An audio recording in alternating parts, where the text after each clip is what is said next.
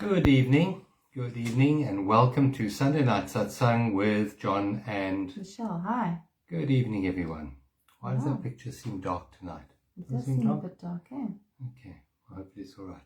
Just let us know in the comments box if you can see us all right, and if you can hear us all right. It looks a bit dark on our screen, our side, so we just need to know if it is all right. Just let us know. If you can hear us okay, please just send us just let us know. A comment if you've just joined us. Yeah. Welcome, everyone. And welcome. Thank you for joining us. We're just going to wait a few moments while some more people join us. It's lovely to be here on a Sunday night with you. And tonight we're going to be looking at making the right decision.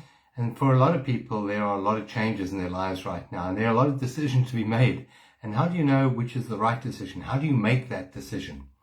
So that's what we're going to be looking at tonight. So if you enjoy what we have to say, please press the like and the share button. It really does get the video out to a bigger audience. So like and share, and thank you. We like getting the hearts as well. Thank you very much for that.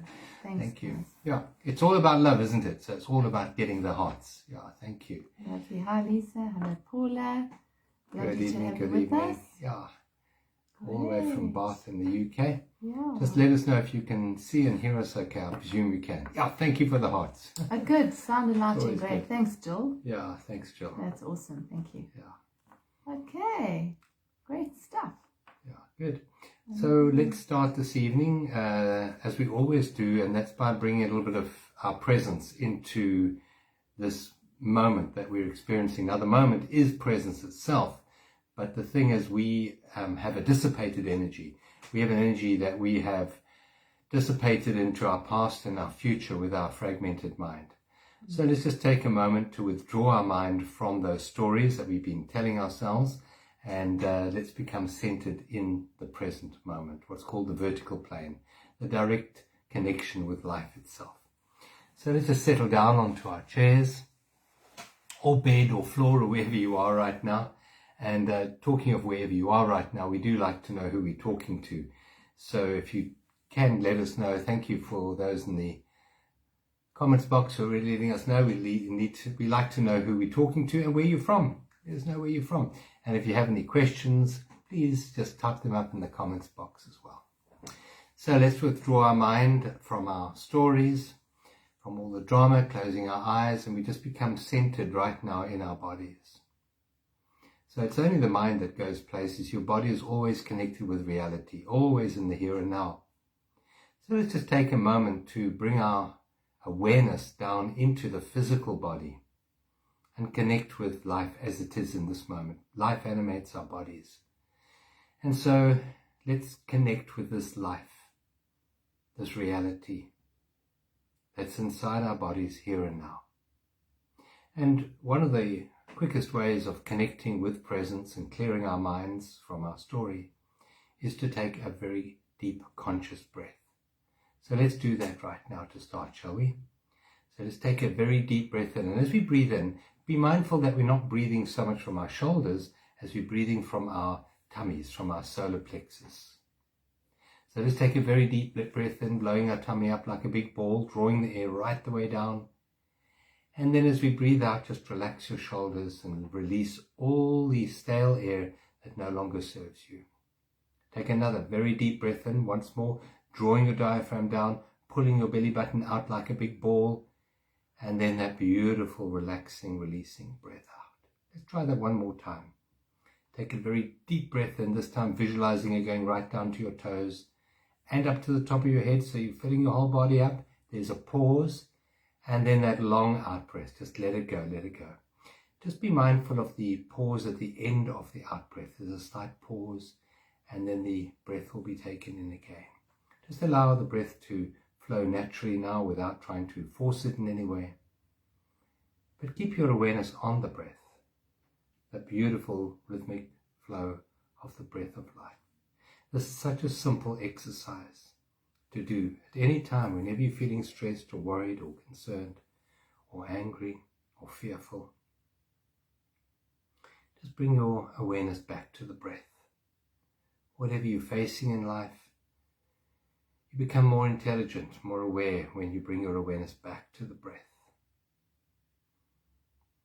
Just becoming aware of the tip of your nose, and the breath that's being drawn in through your nose.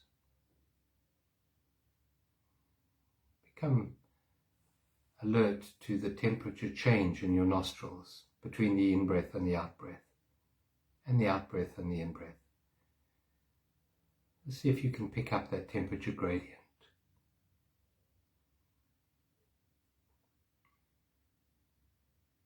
Just see that your jaw is relaxed. Just release any tension from the jaw. See that your teeth are not clenched, that your tongue is resting in the back of your mouth. See that your throat is open and relaxed. Clear any worry lines from your forehead. Release any tension in your scalp and your neck and your shoulders. Just let it all slide off you, with each breath taking you deeper and deeper into the body, into the present moment. Just relax your arms now, your forearms, your fingers, the palms of your hands. Relax your spine, your shoulder blades, right the way down to your pelvic region, just relaxing. You can almost visualize a beautiful white light coming in through the crown of your head and just filtering down your body, and as it permeates down the body, so your body relaxes even more. Down your legs to your knees, relaxing your knees, your shins and your calves down to your ankles, relaxing your feet. Just feeling this beautiful light, just relaxing you, flowing down your body, through your feet, and down into Mother Earth. Visualizing it as a beautiful, cool, calming light. And in your imagination, just imagine Mother Earth, Mother Gaia, receiving this beautiful light from Father Sky through you and rejoicing, and she sends up a beautiful energy up through your feet and up through your legs and up through your torso, up through your neck and out the top of your head, bursting as a fountain of beautiful Mother Light above you, connecting with Father Sky. And you're that lovely conduit between. Just feel the joy in you at being this hole in the flute, allowing the music from Mother Earth to connect with Father Sky.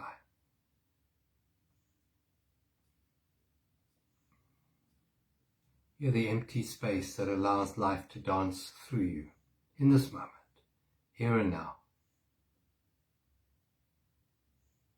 And as you open and expand your awareness, you connect with anyone in your awareness who is in need of healing. That's physical healing or psychological, spiritual healing. Just bring them into your awareness and feel a connection from your open heart to their hearts, bringing peace and ease in this moment, right here and right now. You can see it as a color if you like, it may be a beautiful, beautiful pink color or white color, blue maybe. Green is also very good for healing. Just feel this connection between your heart and theirs. And know that this healing is happening right now. Hold them in this light.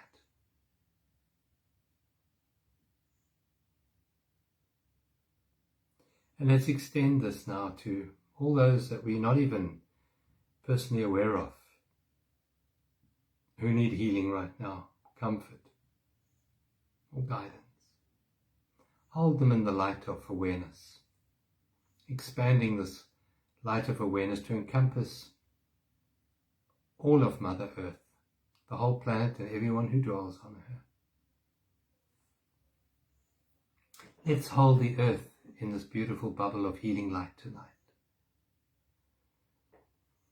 Holding your country, your continent, and the whole of Mother Earth in this beautiful light. This light is real. And the light dissipates all darkness.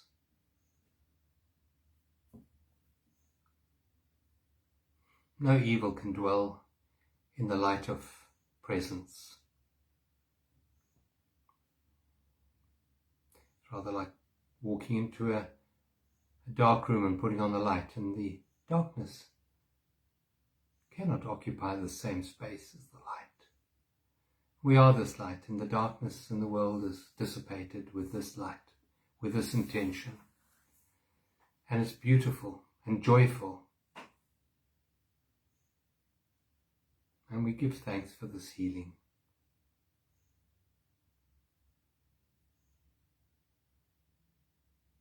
We give thanks for the guidance at this time. We give thanks for the protection at this time. We give thanks for the awakening to our true essence at this time. We give thanks to all the unseen light workers who are working with the planet at this time, helping her in her evolution, the birthing of the new earth. It is beautiful. I'll take another very deep breath in. Very, very deep breath. A long breath out, connecting with your body as you breathe out. And gently, when you're ready, you may open your eyes. And just see how you feel in this moment. You feel a bit calmer, a bit more connected to life. Just let us know in the comments box how you feel right now. Thank you. Thank you for joining us. Thank you. Welcome. Sorry to have you all with us. And tonight we're talking about Decisions. making the right choice. Making the right choice. What is the right choice? And I'm sure a lot of you have choices to make in your life right now. So how do we make those right choices? But let's see, first of all, what's happening in the stars. Anything to say from an astrological point of view? Yeah, so we've got the sun, we've got the sun in Aries, as we know, and it's just been joined by Mercury, which is the planet of communication and the mind. And so that does sort of signify, because it's the beginning of a new astrological year, it does sort of give us a little bit of forward momentum, and a lot of people are wanting to get projects off the ground and start new things. So that's it really, but we are in a waning cycle of the moon. So there's going to be a new moon on Friday, the 1st, in Aries. So that's quite powerful. New moon, 1st of April, and it's in Aries, which is the first sign of zodiac. So that's some nice sort of powerful fire energy to fire up some things that we want to begin and start afresh and get going. So a very good friend of mine's dedicated that day to a project that she wants to give birth to. So that's a really good idea. But I'll do a proper update on that. Yeah. So, with new starts, there are often some decisions to make and some choices to make. Left, right, should I do this, shouldn't I? So how do we do that? So we're just going to talk about that tonight, I think.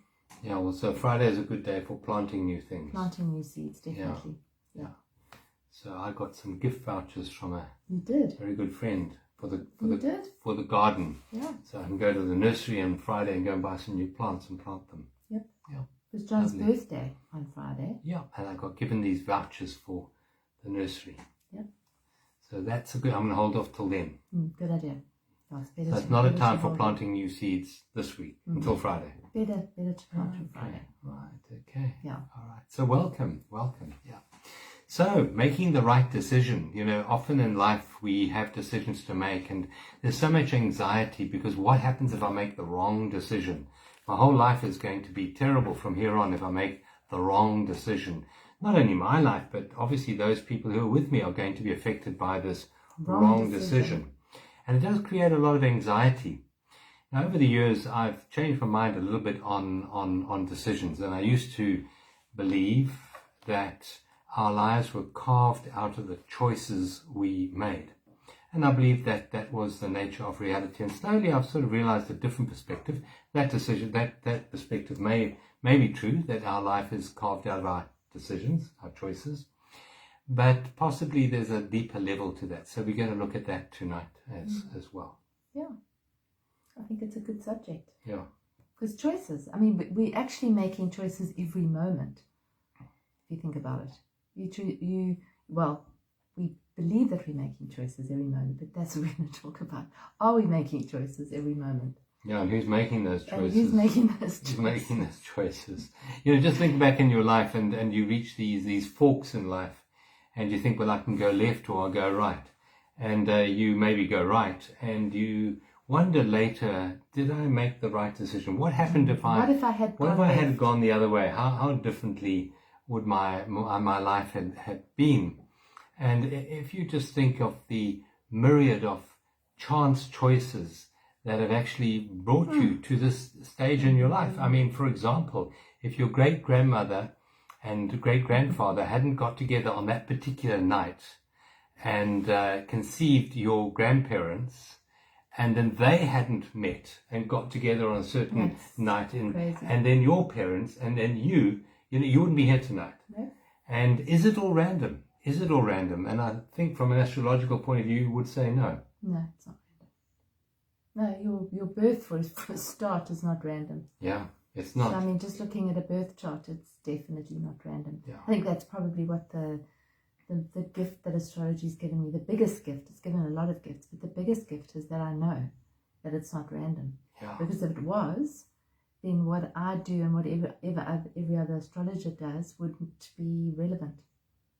Simple as that. So we decide long before we come in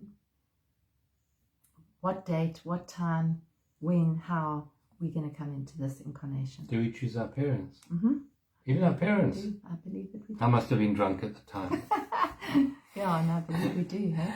There's no blame, there's no victimhood, because the way I see it is on a soul level, we chose that exact moment, that exact situation. So people even say, but what if I was a Caesar birth? That's a mistake. No, that baby chose to come out at that time. And if it wanted to come out sooner, it would have. And if it wanted to come out later, it would have delayed it. So the reason we're sharing that perspective is because a lot of the anxiety with making a choice is that idea of right and wrong in the choices we make. And yet when you look back on your life and you can start to see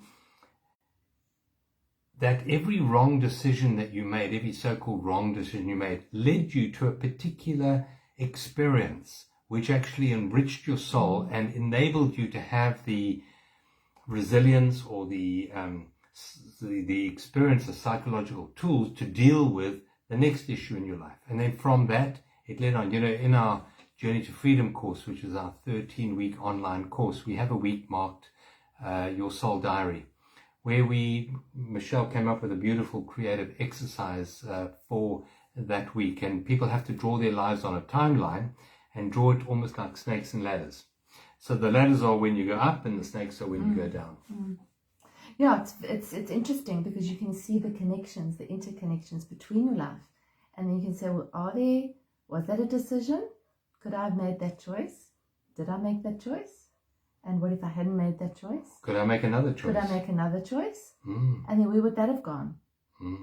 Because if you look back on your life now and you just look at even one person in your life, and then you look to see how you met that person, and then you track it back, it often goes back. I know when I did mine, it took me back to time in my early 20s, to specific people that I met, that if I hadn't met, I wouldn't be sitting here in this house with this person doing what I'm doing. I just wouldn't have, because I wouldn't have met all those people along the way, and my life wouldn't have been shaped like that. So, we have kind of lively discussions sometimes about where, is that free will? Is there choice there? Did I have a choice? Did you have a choice? And who makes that choice? That's right. Yeah, those are the elements. I see there that Jill says we share a birthday. Happy birthday, Jill, for last week. Happy birthday, Jill. Yeah. So one of the maps that I use. So let me just step back a bit. I believe that we never know reality with our human mind. What we do know, though, are maps of reality. And what are maps? Maps are representations of reality, to simplify them so that we can navigate the world around us. That's what a map does. And it's no good saying, is this the right map or the wrong map from a sort of just a left brain point of view. The only way to assess a map is not whether it's right or wrong, but does it take me where I want to go? So when I look at beliefs, I don't necessarily say, is that a right belief or a wrong belief? I say, is that a belief that takes me where I want to go? And one of the places that I really like visiting is the place of peace, a place of stillness, a place of joy. So then I would choose maps that help me in that direction. And one of the maps that I have chosen to use in my life, which has been very effective, is the map that everything that happens to me is for my highest good, and that I'm always guided, always protected, every single moment of every day. And if I make a so-called wrong decision, that decision will be blocked and doors will be open and I'll be guided down the right path anyway. Even though that's a challenging path, that is the right path that I'm meant to go down. So in sharing, for example, from an astrological point of view, how you can see a lot of your roadmap in your astrological chart, and it's not a random situation. And the belief pattern or the map that I have is that life is not random, that your life hasn't been random up to this stage. Your parents' lives were not random, and nor is the universe random. The word cosmos, as we've shared before, means order. There's order in the cosmos. You know, Mars isn't just in a sort of a random place in our solar system, and the sun just doesn't get randomly in the morning. Everything is following a particular order, and your body is part of the cosmos. You're not separate from the cosmos. And so there is an order in your life, an unseen order a lot of the time. We can't necessarily see it. But when you step back with that understanding that, hang on a minute, there is an order. There's like a tapestry of life that's being woven. And it's a beautiful picture. And I'm one thread in that tapestry. And this thread is going exactly where it needs to go in that tapestry to create the greater picture. Then that anxiety and that fear of making the wrong decision dissipates. It does. And you don't have to lie awake at night thinking about the right decision or the wrong decision. You can just creatively enjoy the dance of the decision-making process, knowing that life is going to take you exactly where you need to be to meet the right people, to create the right things in your life, and that you are guided and you are supported every step of the way. Now that map, which is just a map, but that map, boy, is helpful. It really, really is helpful, because then instead of closing down and being anxious when you have a decision to make, you open up and you really... You're kind of curious about it. You're very curious, but also you become more intelligent, because when you're fearful and anxious, you're not in the optimal intellectual state to make decisions and choices. The best decisions you can ever make are when you're relaxed and calm, and even if there's a slight sort of enthusiastic excitement in you for having the opportunity to make this choice and this decision, that opens you up to the higher connection in your own brain, but also, I believe, connects you to a greater intelligence, the intelligence we call life. And then you're in the optimal position to be led to hear what the universe has to offer.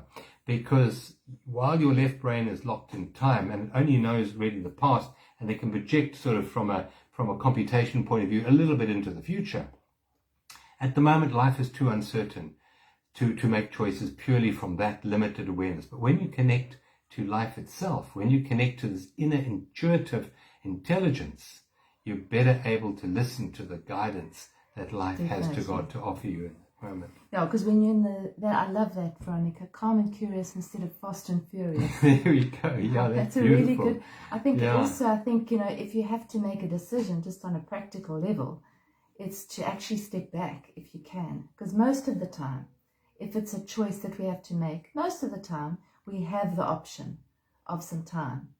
If you haven't, then you've got to make it right there and then the best is to go into presence and to quiet and just hear and get a sense of what you feel is the right, it feels aligned. But if you have got time to make a decision, and somebody wants you to make a decision, to actually just say, well, can you give me some more facts? So to find out a little bit more about the situation. So for me, it's a mix between some facts. So if I have to make a decision, I want to know what the facts are that I'm going to hear about. So somebody wants me to do a job, I want to know what that encompasses, so that I've actually got the information. And then once I've got the information, then I can sit quietly and go into presence and feel an alignment of whether it's a yes or whether it's a no. And for me, that alignment, and I think it's maybe different for people, for me, it's very often a yes is an opening and a no is a closing. A no is a restrictive closing. So that's a sort of a process that I believe that we can use to make a decision. And also for me, what I've often done is to make a decision, but not act on it. So to actually make the decision. So make a choice and wake up in the morning as if I've made that choice and feel what it feels like. Run it through in a present state. How does it feel? How does this choice feel? It's a yes. As opposed to just being impulsive, because the impulse might not be completely aligned. And then you'll know it's not a problem because you'll be led anyway.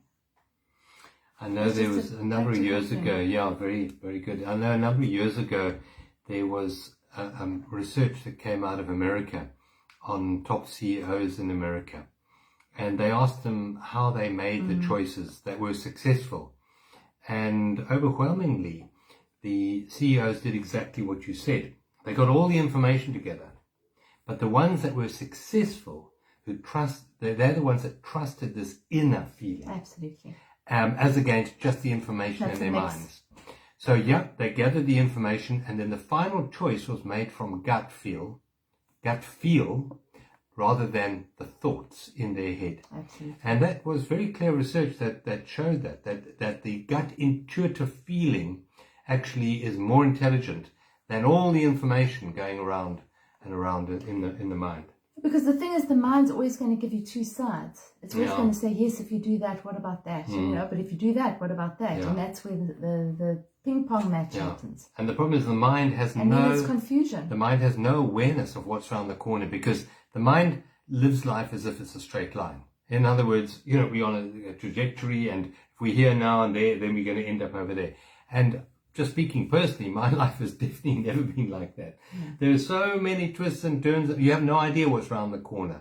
But life does. Life does.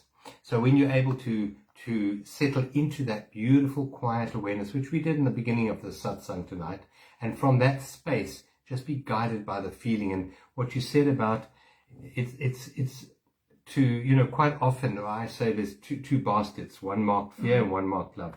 The basket of choices that the decision we make that come out of the basket marked love are always expansive. Yeah. But they promise you nothing. Where the basket of fear, like, it promises you everything, but it feels like, no, this is something I have to do. It's a restrictive energy. And while the basket of fear really makes you all these lovely promises about the future, it delivers nothing. But the basket of love, on the other hand, just makes no promises about anything. It just feels right. Just feels right. And you step into the unknown. And if you have the map that I offered earlier, the map of knowing that you are guided and you are protected every step of the way, and that life is perfectly unfolding for your highest good, then you're able to be curious about how this decision with uncertainty is going to play out in your awareness, knowing that you can't make a wrong decision. And that's the important part, because it's the consciousness that makes the decision that colors and affects the outcome of that decision. So I'm going to say that again. We often think that if my decision is to turn left or to turn right, and I'm going to suggest that the decision to turn left or right is not necessarily in your hands, because if you decide to turn left and that isn't part of your fabric of life, you're going to find the door locked. and the door on the right will suddenly swing open. You'll find yourself going right when you want to go left. But on the other hand, the consciousness that sponsored that decision to turn left or right, that sponsoring consciousness, will color the outcome of that decision in very real ways, which might play out in this lifetime or some other lifetime. So if you've made a decision based on fear or greed or self-aggrandizement, that decision will play out sometime in the future for you. On the other hand, if you made the decision based on the joy of living, the childlike sort of openness, curiosity of life, and making it on what is good for everyone involved, myself included. So what is good for me and the world around me? If you make it on that choice, knowing that you are always supported by the universe and that your needs are met by the universe, it will obviously flower into something far better than having made the choice out of the basket of fear. Maybe the same choice. In other words, you decide to turn right from fear, or you decide to turn right from love and joy and curiosity. Same decision, but it's going to be a different outcome. So I think it's really important to step back and say, which part of me is making this decision? Is it the part of me that's limited in time and space and very restricted and very fearful?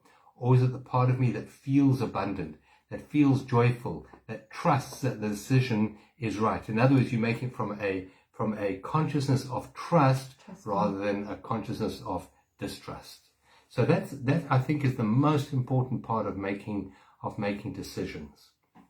Yeah, I agree with you. I think that research that they did, I don't know when they did it, that MRI guy. Oh, that was interesting. That was such interesting research. In Germany, I think it was done in Germany. Where they took this chap and they hooked him up to an MRI machine, and they said, okay, make a decision. And he had to press buttons. He had a button in his left hand and a button in his right hand, and they said, make a decision as to which button you're going to press. And the moment you make that decision, press the button. Yeah.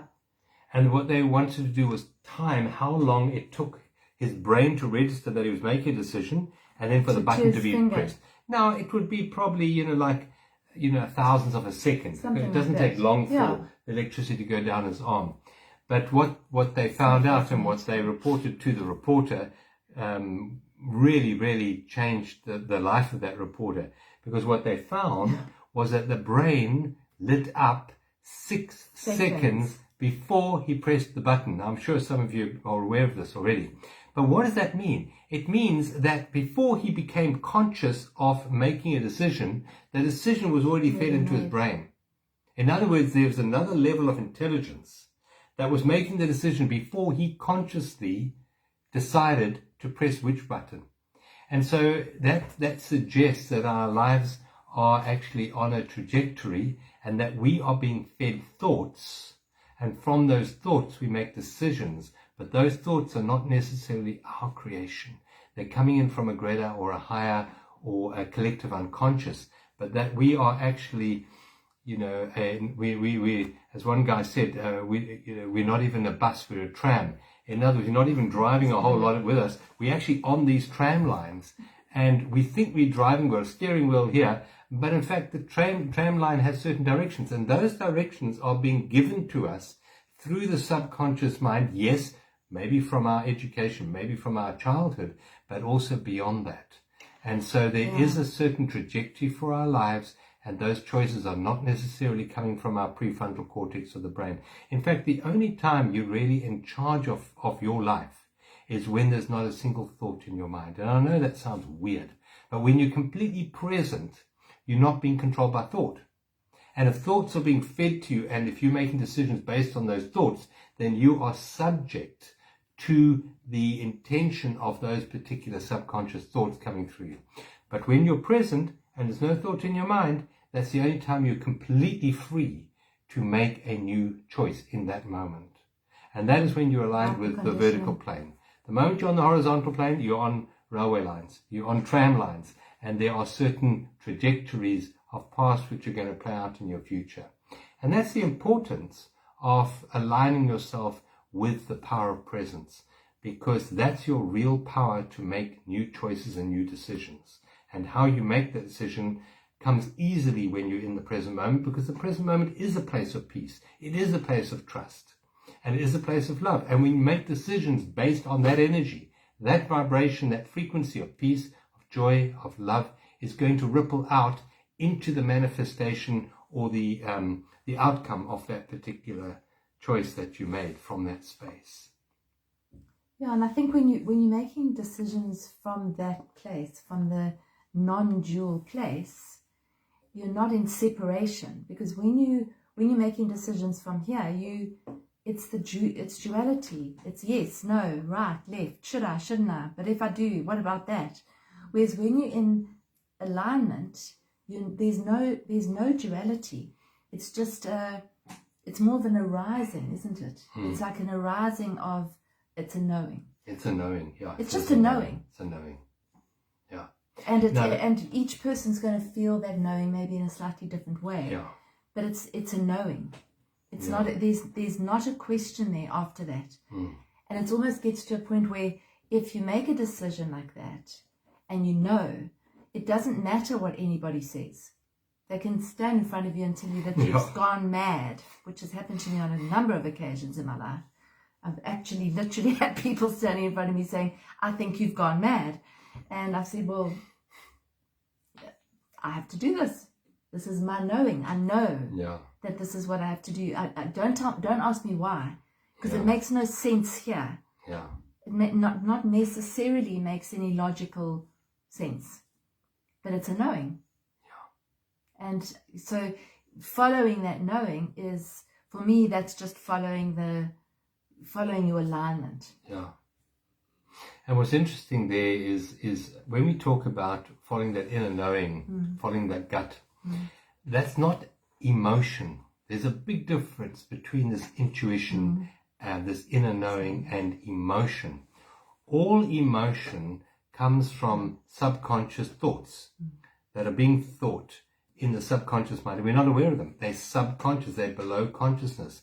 And they create emotional responses in the body. If you really want to know what's going on in your subconscious mind, just connect with your feelings. Your feelings will tell you what's going on in your subconscious mind. So, for example, people often say, I'm guided by fear. I'm guided by whatever, because, if I didn't have fear guiding me, then I'd go and put my hands in a fire, something like that. And that is not a good barometer of what's right and wrong. You don't need fear to tell you not to put your hands in the fire. It makes no logical sense to put your hand in a fire. You're going to be burned. You don't have to fear fire in order to not put your hand in the flame. You're just aware there is fire. You don't have to fear fire. So the feelings inside that come to you with a polarized energy, in other words, a negative or a positive attachment to them, those tend to be emotions. Where this gut feel that we're talking about has no emotional connection. There's no positive and no negative. There's just an isness with that. There's just an absolute stillness within you.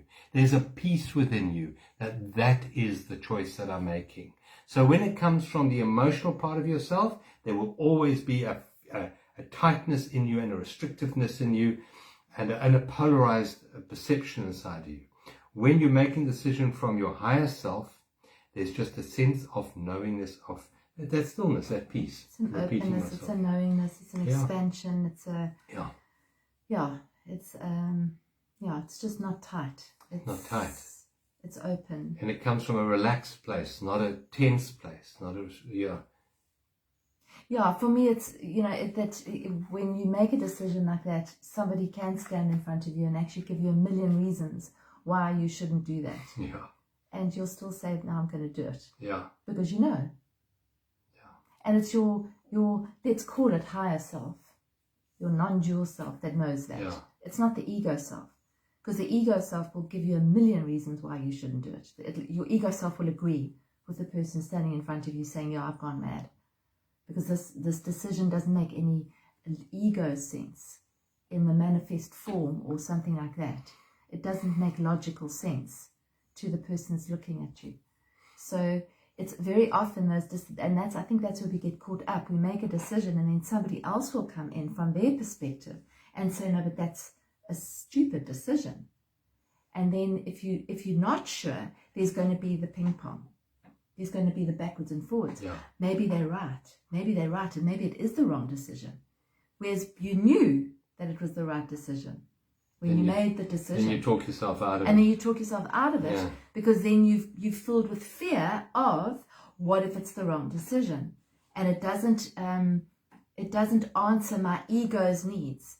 Because the other thing I believe is that not all decisions pan out decisions don't pan out to satisfy your ego. They pan out to satisfy our soul's evolution. And that sometimes isn't comfortable to the youth, to the ego. So we think we're making a decision that's all going to be wonderful and easy and calm, and sometimes it's got its wobbles, because that's what happens. And then very often you'll backtrack and say, I shouldn't have made that decision, because look what's happening now. But what's happening now is going to impact on what's going to happen over there, which you can't see. And which is a very necessary step to getting over there. That's the point. Going through you that. You have to go through that. Yeah, that's the important part. So just to summarize, this idea of how do I make the right decision? So if you change your mind, the Course in Miracles says, seek not to change the world, seek rather to change your mind about the world.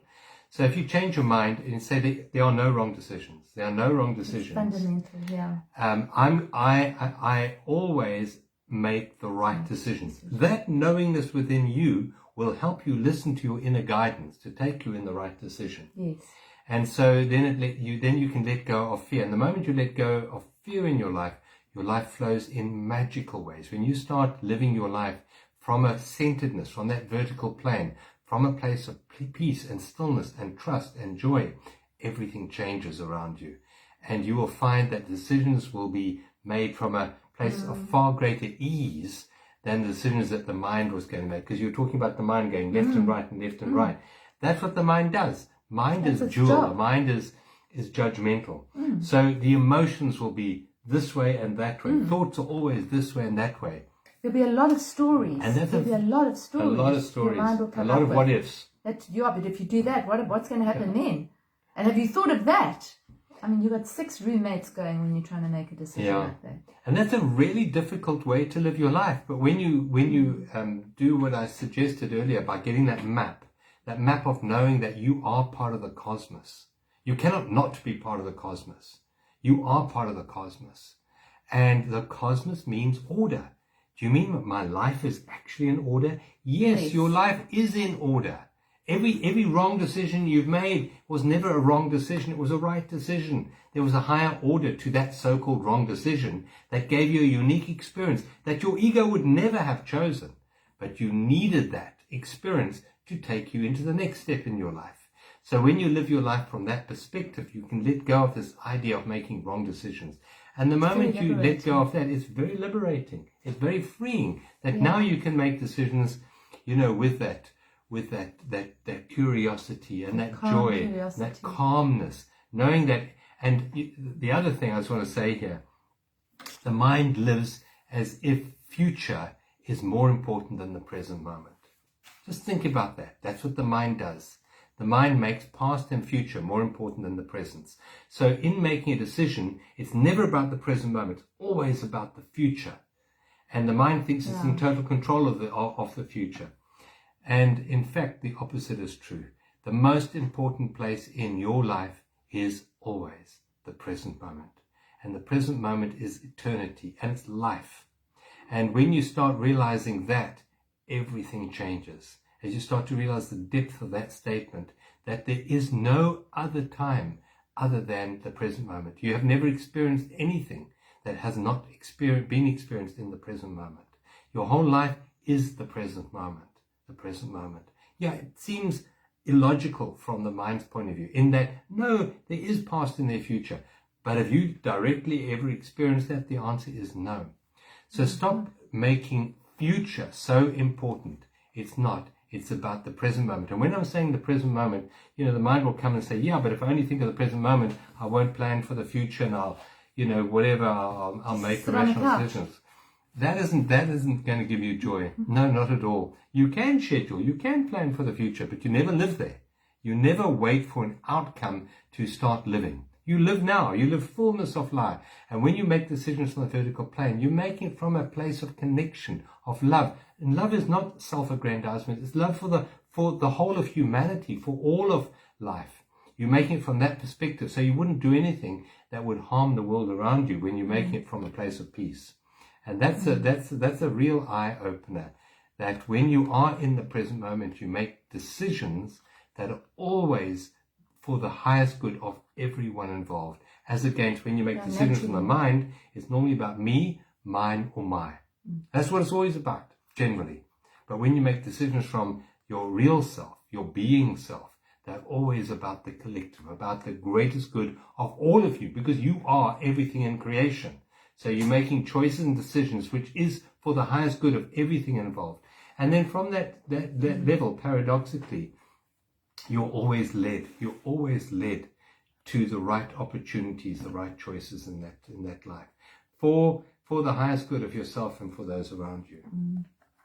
Yep, I think that's true. Yeah. How are we doing time-wise? And I think just to end that off is just I think that with what John's just been saying, that there are no decisions. So even if you don't quite believe that, is to maybe just ask the question, what if I couldn't make a wrong decision? Yeah. What if I had never made a wrong decision? Yeah.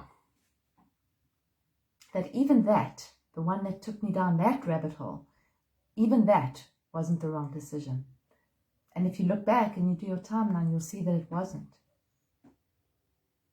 So then maybe there aren't any. Yeah. So it's what if, it's, as John said, it's a map. Yeah. What if there are no wrong decisions?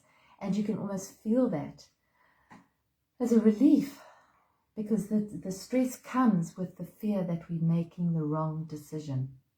And there's going to be all these ramifications as a result of this wrong decision. And that we're going to, sword of Damocles is going to come and cut our head off because we made the wrong decision. So what if there isn't? What if there wasn't a wrong decision?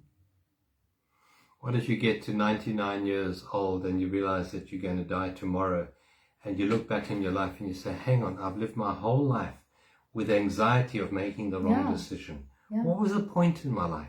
What was the point? Rather live your life now knowing you are always making the right decision, and make it that this is the purpose of my life, this particular moment, not some future time when my decisions all work out the way that I want them to. But this moment is my life purpose. This moment is the fulfillment of my life.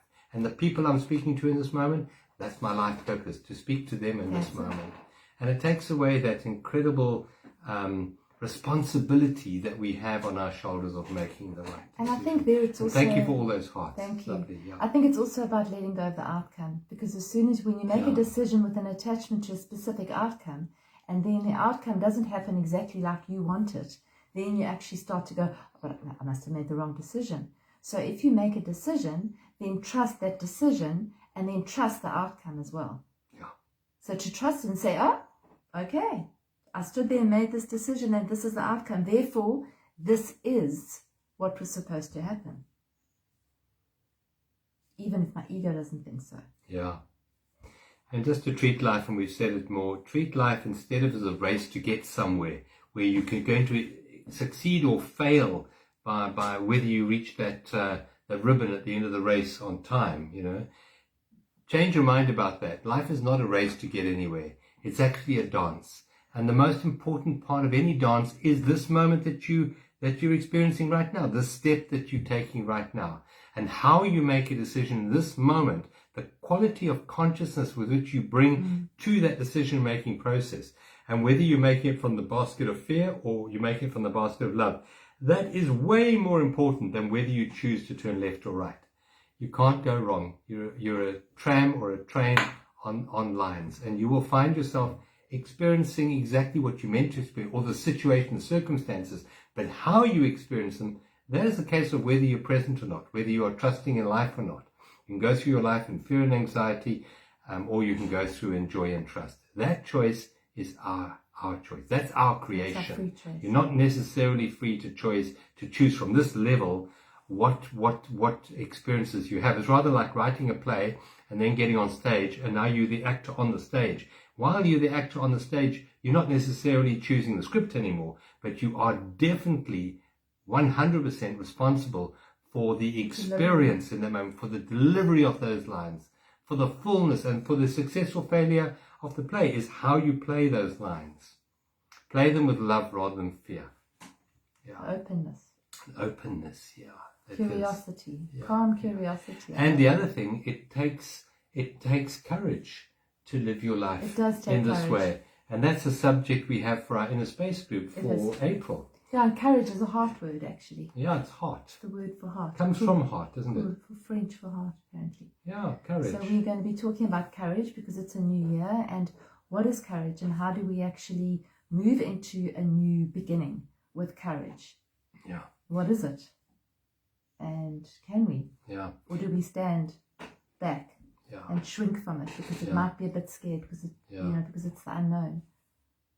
For those of you who don't know, our inner space group that we're talking about is an online support community. It's a wonderful community, and you can join monthly. In just 1 month, you can join us for the month of April if you want, where we're looking at courage, and we have 2 live Zoom meetups of 90 minutes, and we give you meditation, a bit of journaling work, and some other support, normally a creative exercise as well. And it's a wonderful supportive community.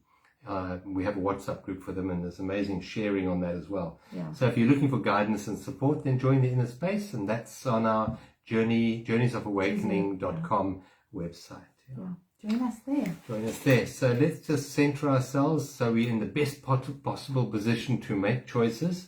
You're going to lead us out with a nice meditation. Then we're going to give you an affirmation, which we're going to draw randomly from this big pack here, and we'll see if it's in alignment with a random choice or if it's in alignment with tonight's theme. Okay. Let's just settle in. Make yourselves comfy if you're not comfortable already. If you are comfortable, make yourself even more comfy. And take a beautiful deep breath in. All the way in, and then a releasing breath out. And I'll take another deep breath into the count of 4, all the way up. Hold for 1, and then breathe out for 6. Breathe out, breathe out, breathe out, breathe out. Just releasing with each out breath. And let's do one last one. Big, deep, beautiful, slow breath in. Hold, and then release, release, release. And allow the tension and the pressure to just drop off you. Allow yourself to just drop into a very quiet place. And in this quiet place, just listen to the sounds that you can hear in this moment. Sounds in the room, and then extend your hearing out to encompass the sounds outside as well.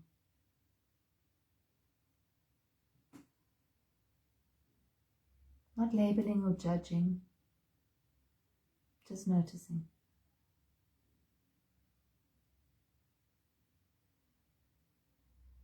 Notice the smells that you can smell in this moment.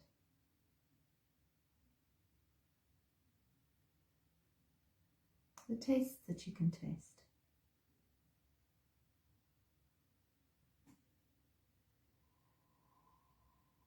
Bring awareness to what you can see behind your eyes.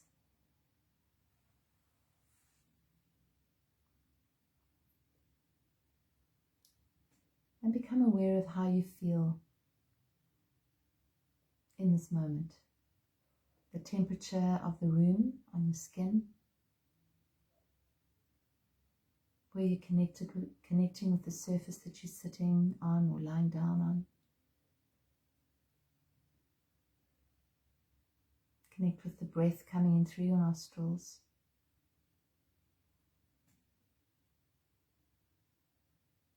Noticing if there's any temperature difference to the breath that's inhaled and exhaled.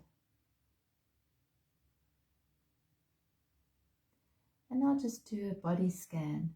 Scan through your body and feel what you're feeling in your body right now. Any areas of tightness or pain or discomfort. If you do become aware of anywhere that seems a little bit uncomfortable, breathe right into that area and then release. So often pain will be accompanied by some tightness. So see if you can breathe right into the middle of any tightness. And on the out breath, unravel it like it was a ball of string, just all letting go. All just melting away.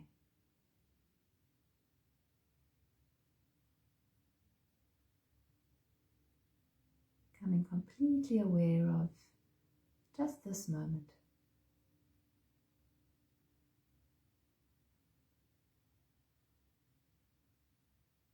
If you feel yourself leaving this moment, just bring yourself back to the breath.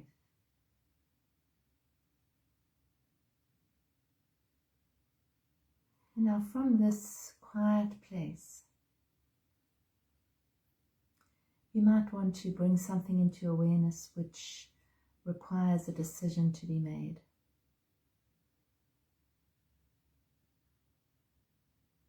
So bring it into your awareness.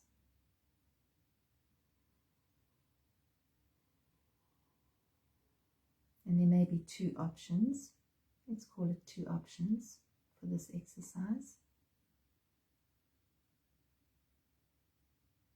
So just for this moment, focus on the one option. Just bring awareness to the one option. Hold it on the left-hand side or the right-hand side. And just feel in this moment how you feel when considering that as an option.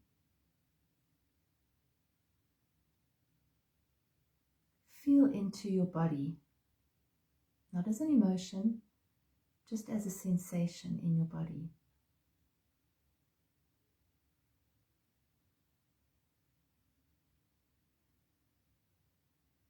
No judging, no trying to understand it. Just becoming the witness to whatever arises.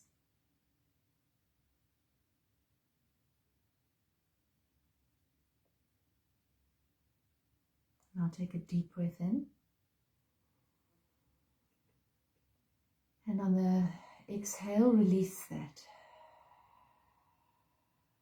Completely release it. And bring your attention back to your breath.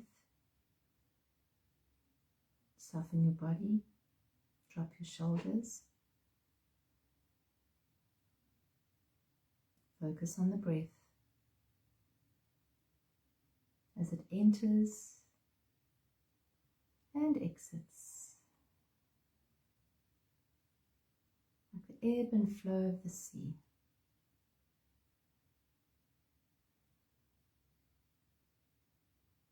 And now from this place of awareness and centeredness, bring the other option into your awareness. You might want to visualize it.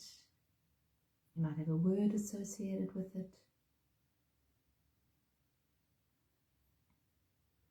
Hold that in your awareness as an option. And once again, just be aware of what arises in your body.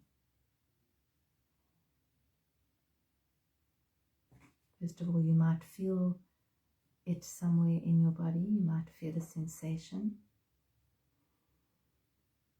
Just notice that.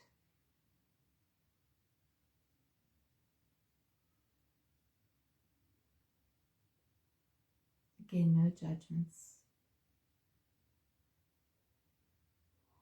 No questioning, just noticing.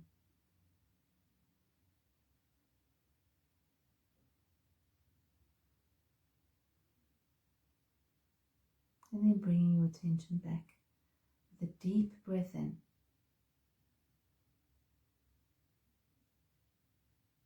And a releasing breath out.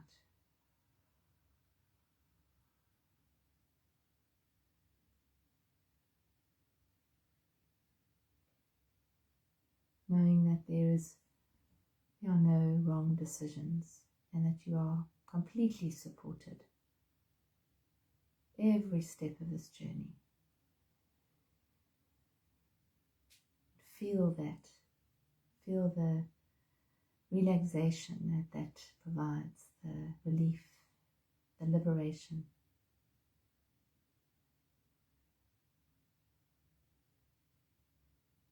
You have this presence inside you all the time.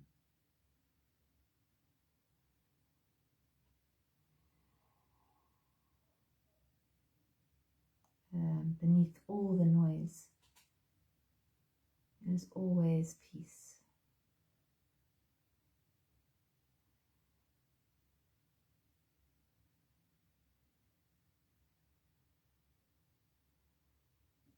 I'll take a deep breath in.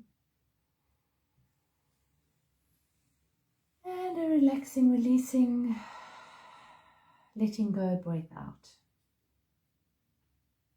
And when you're ready, you can open your eyes. That was beautiful. Hopefully that gave you a bit of clarity. Maybe you need to do it for a bit longer, Yeah. but it's just a way. It's one way of sometimes just holding the two. Yeah. And you might want to do it a few times. You might want to do it 5 times, 6 times. Do it on different days. Do it in the morning. Do it in the evening. And just see. Play with it. Be curious about it. And see what arises. Thank you for the hearts. Thank you for the hearts. Let's just choose a card here. Let's just see what card comes through.